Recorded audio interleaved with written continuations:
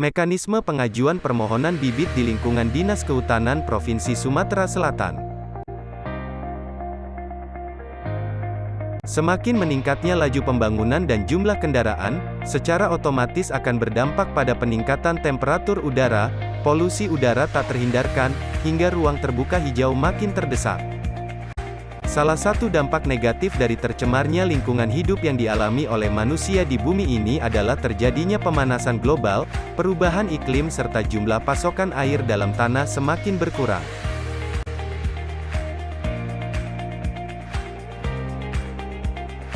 Untuk mengurangi dampak negatif yang ditimbulkan dari tercemarnya lingkungan adalah dengan memperbanyak pohon melalui kegiatan penanaman baik itu yang dilakukan perorangan maupun kelompok sebagai upaya dalam menjaga dan melestarikan lingkungan. Tahukah kamu apa itu bibit?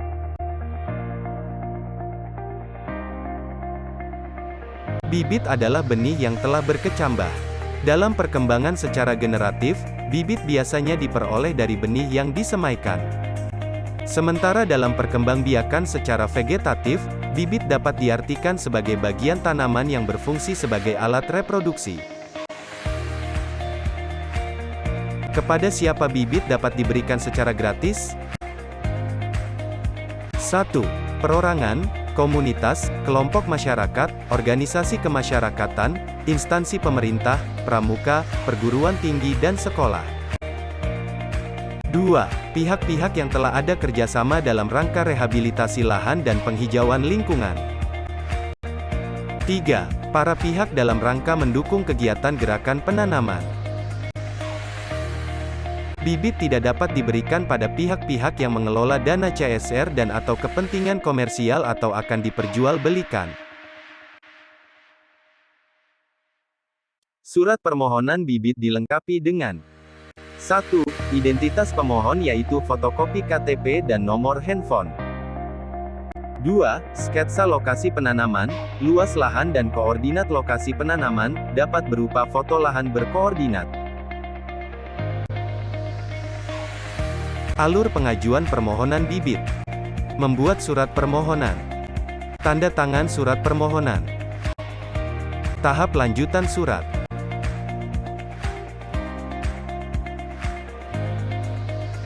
Membuat surat permohonan yang memuat informasi terkait lokasi penanaman, nama blok dusun, nama desa, kecamatan, kabupaten, kota dan koordinat lokasi. Luas areal penanaman. Jenis dan jumlah bibit. Peta lokasi penanaman. Surat permohonan ditujukan kepada Kepala Dinas Kehutanan Provinsi Sumatera Selatan.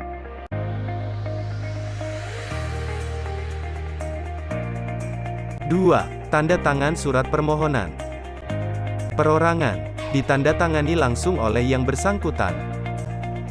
Komunitas atau kelompok masyarakat, hanya ditandatangani oleh ketua. Instansi pemerintah, ditandatangani oleh kepala dinas masing-masing. Pramuka, sekolah atau perguruan tinggi, ditandatangani oleh pembina atau pimpinan atau yang menangani urusan bibit tersebut. Tahap lanjutan surat.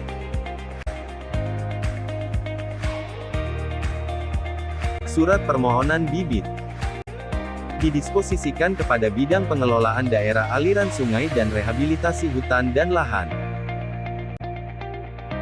Kepala Bidang Pengelolaan Daerah Aliran Sungai dan Rehabilitasi Hutan dan Lahan menugaskan Kepala Seksi Perbenihan dan Penghijauan untuk melaksanakan inventarisasi dan ketersediaan bibit. Kepala Seksi Perbenihan dan Penghijauan menugaskan pelaksana untuk melakukan inventarisasi. Kepala Seksi Perbenihan dan Penghijauan menerima dan memaraf hasil laporan inventarisasi dan ketersediaan bibit dan dikembalikan ke pelaksana untuk segera diberikan kepada pemohon. Kepala Bidang menerima dan memaraf hasil laporan inventarisasi dan ketersediaan bibit dan dikembalikan kepada Kepala Seksi Perbenihan dan Penghijauan untuk segera diberikan kepada pemohon. Pemohon menerima bantuan bibit.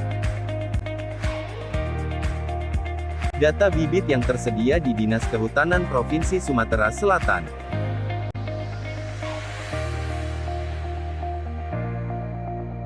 Bagaimana jika jenis dan jumlah tanaman yang diminta pemohon kurang atau tidak tersedia di Dinas Kehutanan?